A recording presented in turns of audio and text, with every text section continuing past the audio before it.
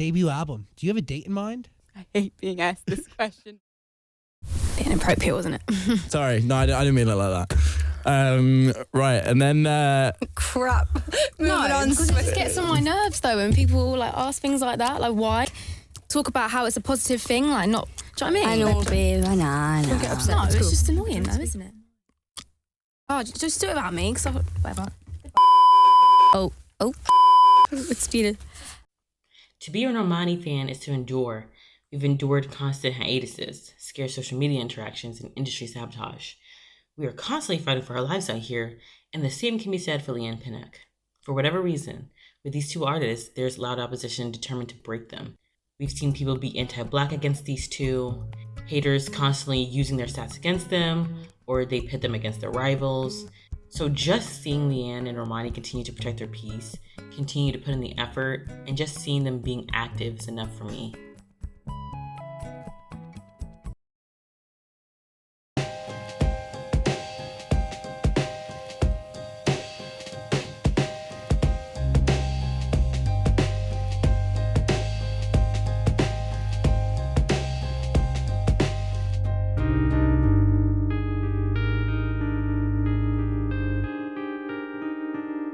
To elaborate why I'm giving Normani so much grace this era, despite Dopamine's rollout being very flawed, it's because Normani has been through so much. I'm just glad she's crossing the finishing line.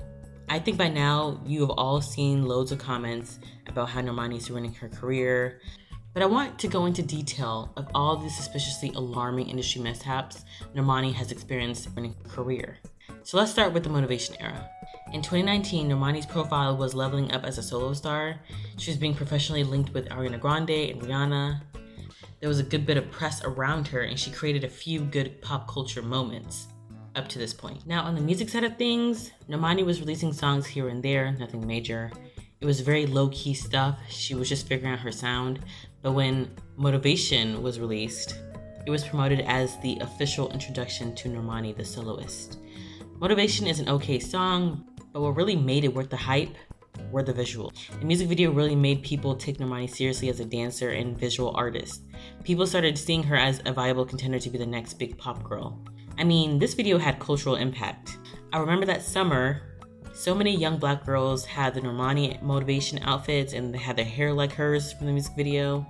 Motivation's release had all the components of the beginnings of a rollout, and people assumed that the album would come months later, but that didn't happen. Normani went on hiatus, and the Motivation era is often referred to as the biggest misstep in her career, and Normani was deemed responsible for it. She was too lazy, too indecisive, too scared. But I think her label and her team were to blame for this misstep. In a recent interview with Billboard, Normani mentioned, that maybe you didn't love Motivation. No, I didn't. I honestly, I don't know if it was so much about the song more than it was about like my reason behind not loving it.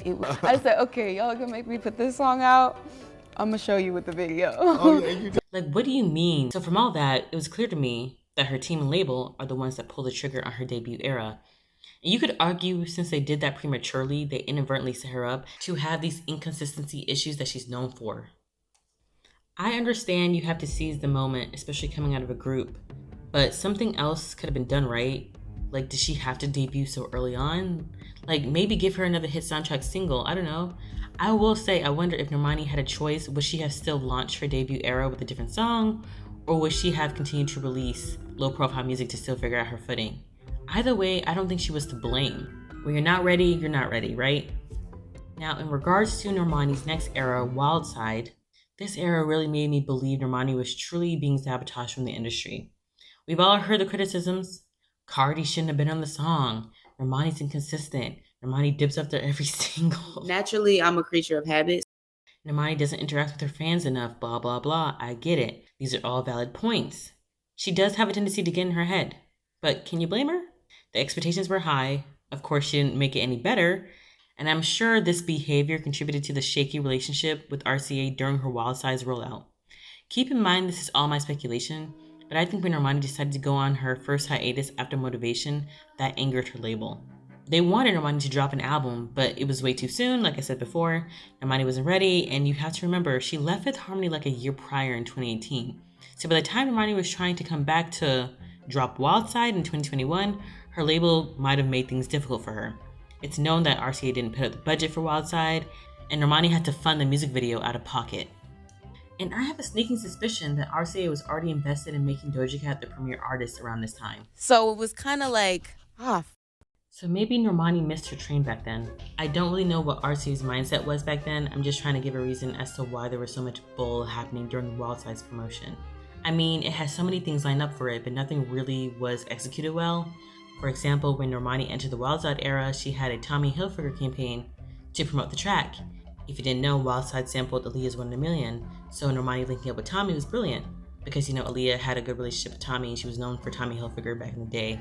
If you know, you know. Except, this campaign never really happened. Apparently, from what I could gather, this campaign was supposed to heighten Normani's profile. There's going to be a dance challenge, and TikTokers were contacted to upload content to help promote the campaign. But all that ended up happening was Tommy Hilfiger uploading a promo vid of Normani, but then it was quickly taken down out of nowhere and no one knew anything of it, and it was just so quick.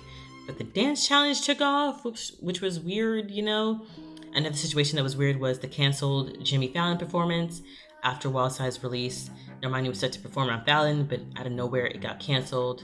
But wait, that's not all. Camila ended up performing on the scheduled date Normani had, which I guess the ancestors caught wind of. And next thing you know, Camila gets dragged for having a backup dancer in blackface. Lord have mercy. All this is happening, we're just a few weeks into the rollout. So after that situation, there was the Cardi B drama where she threatened to pull Wild Side because Normani fans didn't like her verse. And listen, I didn't like the Cardi feature on Wild Side at all. I would have really loved it if Wild Side had a solo version, but that did not happen. And people did not like Cardi's verse either. Like, people were dragging Cardi. It got so bad that Cardi went on Twitter and threatened to take down her version of the song, which pissed me off because I'm like, what's pulling the song gonna do? You're only making it harder for Normani. And in my opinion, I feel like Cardi was taking attention away from Normani's moment. Normani had to come out and defend Cardi and try to comfort her during all this, and Lord have mercy. But what can you expect from Cardi B? You have no idea.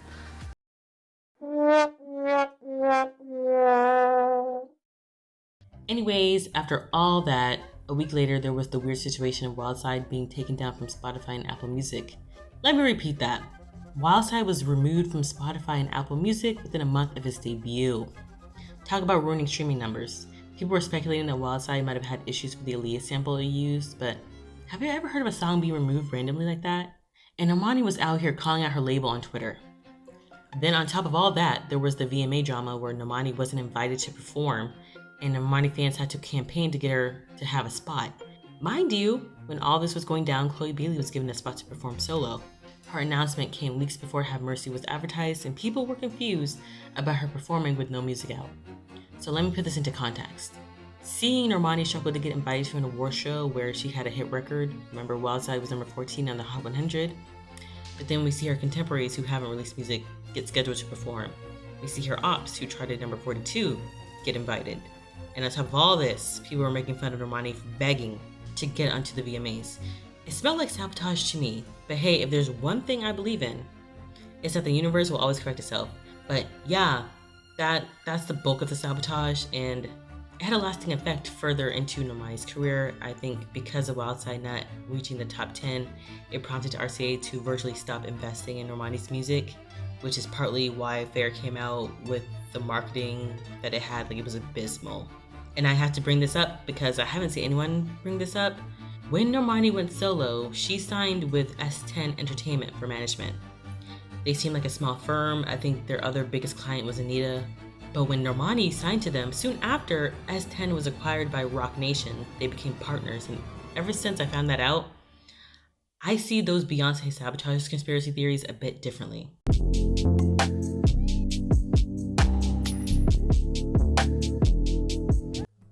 And aside from the sabotaging and all that stuff, another reason why I really root for Normani is because she was a child star. During the past few years, we've started to see a glimpse of how difficult child stardom can be, and we are starting to see how it could affect people into their adulthood. So I'm gonna give Normani some grace. And granted, it took me years to get here, but I'm glad we're getting this album. I'm enjoying this era. Thank you. That, I needed to hear that. During Double Mean's release week, Normani has been consistently feeding the fans.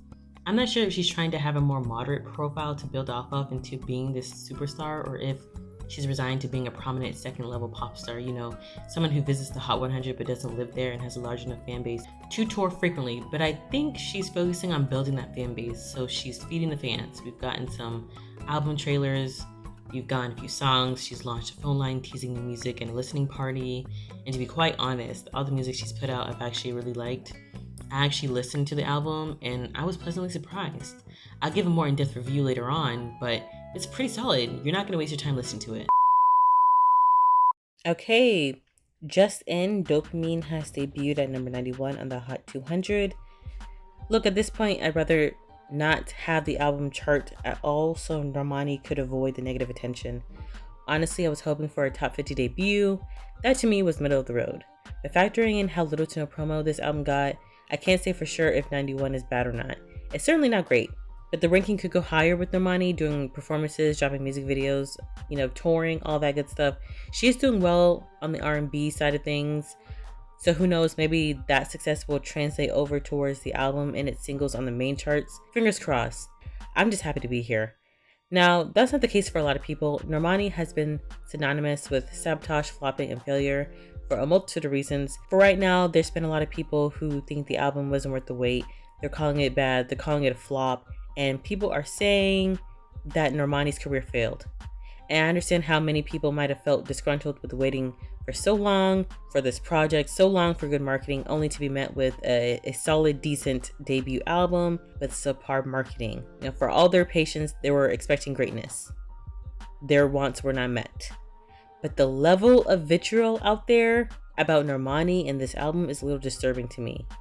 Because you'd think after years of criticizing Normani, people would have just got up and left, jumped off the train. And a lot of people did, don't get me wrong, but there's still a good bit of people that stay behind just to keep hating on her.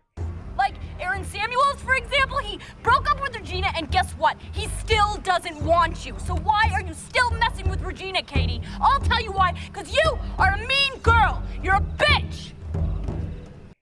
And her career flopping? Well, I can see why people are saying that. Her label and her team had expectations for Normani that she did not meet. But has anyone ever stopped to wonder what Normani's expectations were? I called Chloe's career a flop because Chloe explicitly said she wanted to be a legend. She wanted to be one of the greats. And when the numbers came out along with the negative reception from the general public, I deemed her a flop. But with Normani, it's different. I don't think she wanted to be a legend or one of the main pop girls for that matter. In fact, from her actions, I think she wanted to navigate her solo career in a more obscure profile from the start. But the opposite happened. Soon after she left the group, she garnered mainstream success pretty quickly, and it was very unsettling for her. And side note, y'all, just please stop giving Normani career advice. At this point, her team knows what to do, knows what should be done. At this point, I think her team just doesn't have good luck. I don't know what's going on behind the scenes, but there's definitely some industry blockages happening here. It's giving, something's going on here. Okay, I don't know. I had to pray for this girl. I had to pray for her. Anyways, as of right now, I have to wait until after the tour, the performances, the music videos, and to see if Normani really wants to still be in the industry to even call her career a flop. It's still up in the air for me. With all that said, I can't wait for the tour or any type of live performance because I find it very interesting how Normani's chosen to make it about the music rather than the visuals as the first experience. Okay. Hey everybody! Welcome to my live. How we all doing? Okay, well, before I close out the video, I needed to give an update on Leigh Anne. She just released an EP called No Hard Feelings. And from my other videos on Leigh Anne, I've been frustrated and weary about how her debut era has been unfolding. And with Leigh Anne pivoting from releasing an album to an EP, I still have mixed feelings, especially with hearing rumors that Warner has stopped giving Leigh Anne a budget and she's been using her own funds. I'm just hoping that all is well. I just really wished Leigh Anne would have waited longer before she pulled the trigger on her debut. Since it was pretty frightening how quick it was, the group going on hiatus, her getting married, her having kids, there was a lot going on at one time. Maybe she could have taken some time rebuilding her profile as a soloist. She could have been a featured artist on other songs. to help broaden her audience, and that would have been a safe way to test out new sounds on her. She could have done more acting. She did great on Boxing Day, maybe a few guest appearances, to reach new demos, but maybe the best thing she could have done was to not work and actually take a break from the industry, take some time to figure out her identity, and then really start her debut with a bang. Because Leigh Anne has been going nonstop since Little Mix's hiatus. Yeah, I've been good. Busy. Very busy. Yeah, that's an understatement. But with her doing so many different projects, sometimes I wonder if it negatively affected the quality of her music, because I think her EP, No Hard Feelings, wasn't as great as it could have been. But again, I get the impression that these were the scrap songs and that she has better quality songs in the stash for the album. You need to have some of these tunes on the album. Is that, you're like, no, I've got bangers. I have bangers. Yeah, I do. I've got bangers. So I don't need to feel too guilty when I say No Hard Feelings didn't resonate with me. But don't get me wrong, there were some definitely good moments on this EP. So I'm going to give a little review on it right now. Be careful. So a little background information on this EP. This was about her journey with her husband, Andre Gray. In a recent interview with Dork Mag, it states, the entirety of Leigh Anne's upcoming record is about her relationship with her husband. There have been sad times, sexy times, happy times, so it's definitely a journey of emotions, she explains. Okay, so right before saying that, Leigh mentioned this. At the beginning of my relationship with Andre, he put me through some crap where I was left hurt and didn't know if we were going to make it. At the same time, I had to pretend everything was okay, she continues. She didn't feel like she could talk about it with the rest of Little Mix, despite their tight bond, and those feelings were left unexplored. Put a pin on that part where she said that she didn't feel like she could talk about her troubles with the girls. Anyways, she goes on to say, I just never really healed from it, says Leigh Anne. When I went into the studio, I felt like I needed to get it off my chest, and it's been a healing process. Yep, I definitely got the feeling that No Hard Feelings was very much like a confessional, which was a little jarring since I'm used to the distant, peachy keen pop star Leigh Anne. In the podcast, I've never said this before, Leigh talked about fighting for love. Part of the album, just something that I've been thinking about lately a lot, like Instagram, like things always appear to be so perfect and roses and just, you only really show the best on Instagram, right? And like I think about like relationships and like my relationship with my husband and all the stuff we had to go through to get to where we are today. And I think like a lot of the time people are quick to not fight for relationships and kind of like end it, like if something happens or whatever. But in my experience, like fighting was the best thing I could have ever done. And we're in a place now where it's like just the best place ever. And that's all down to fighting for something that you believe in. Yeah, there's my spiel. Listening throughout this EP, it's commendable that Leigh Anne is saying all this stuff about love, about her relationship, but listening to this EP, I felt uncomfortable with realizing what kind of love Leigh Anne thinks is worth fighting for. Because from No Hard Feelings, Andre doesn't seem like the best partner, which I get this whole EP is about showing the imperfections that can exist in a great relationship. But I already didn't like Andre going into this EP. There was just something off-putting about his demeanor. It's very machismo, athlete. So hearing all the tea from the EP, particularly from the songs Stealing Love and I'll Still Be Here, my dislike for him was cemented. So let's start with Stealing Love, the line that was the red flag for me. No, why'd you leave that night? Are you running back for the tears run dry away? Who would do that twice? Tell you that I'm hurting, then you go and twist the knife. No, stealing love. Whoa, that's very dark. Like, what kind of man is this? Twisting the knife after telling him you're hurting. And how often is he twisting the knife? Is he doing it twice? What's going on? But wait, there's more. And I'll Still Be Here, Leigh sings the lines.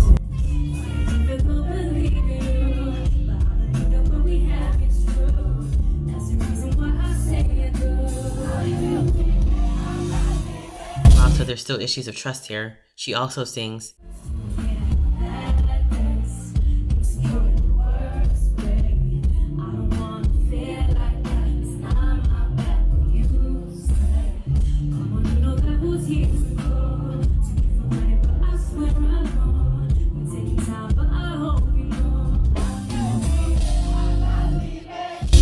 Yeah, okay, I think this is Andre saying that he is still going to be there for her, but it just makes me think about how bad their past issues were, if they kept popping up, and it affected Leigh so much that she is releasing songs about them in the present.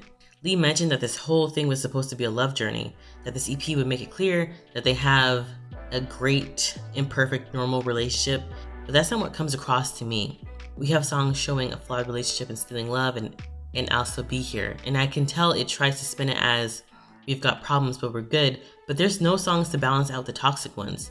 That shows that the relationship has substance.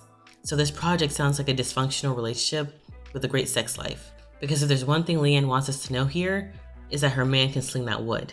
We all hate being next door to Leigh Anne on tour if we're in a hotel room because you know for a fact the music's going to be like blaring all night. And then if your boyfriend's there and all.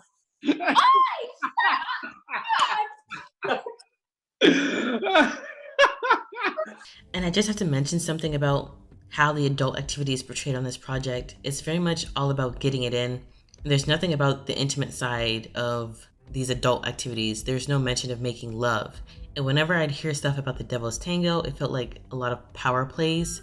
You know, my man can put it down, but don't get it twisted. I can make him scream, OMG. Like, I did feel weird about how the sex is portrayed here. Anyways, back to the love songs. Like, where are the ballads or the songs that tell us why this man's love is right for you? I would have loved it if she had a So Into You, a Made For Me, or a You Make Me Feel Like a Natural Woman moment. Just include a song that talks about how Andre isn't just a toxic mess with good peen. Because not only does this EP make her relationship look bad, it also feels like she needs us to believe her relationship is good.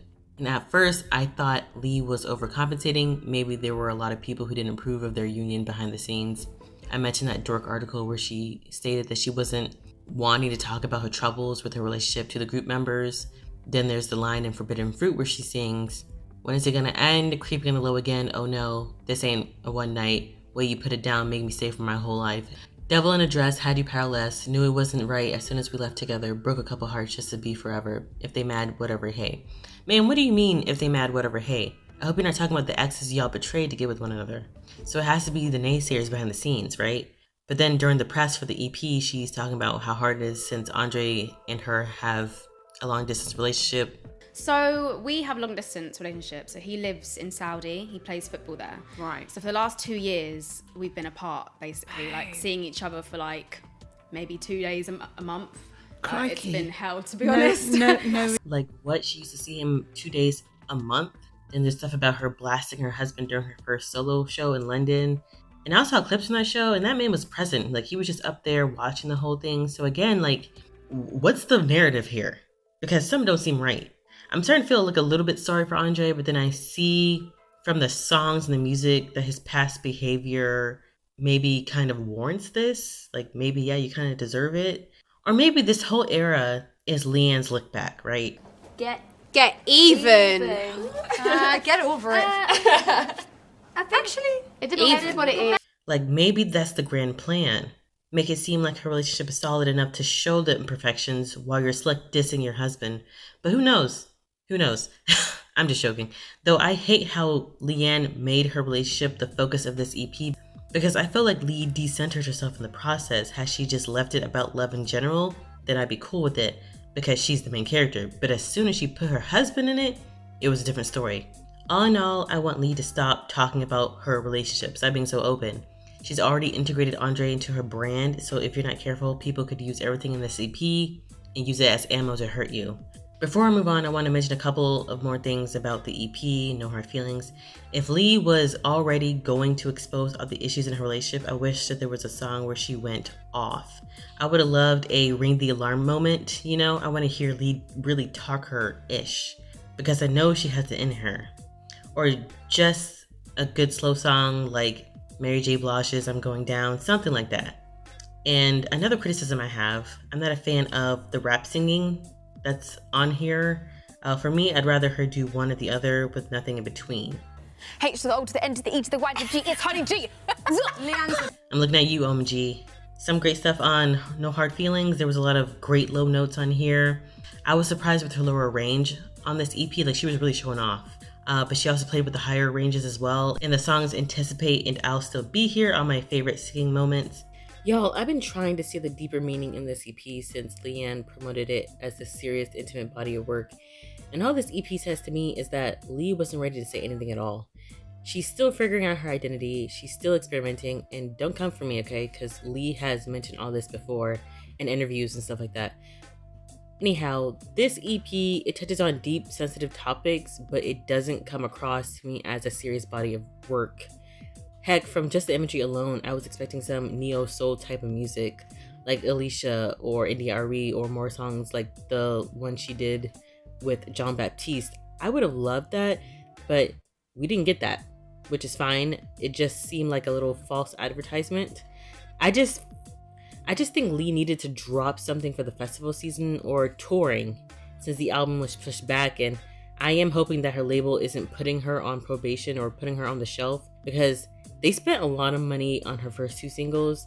So right now they might have stopped the budget, or they're closing the purse strings a little bit because they want to see a return on their investment. And I think right now she's just working on building up that coin, or just showing the label that she's still in demand and that she can be profitable to them.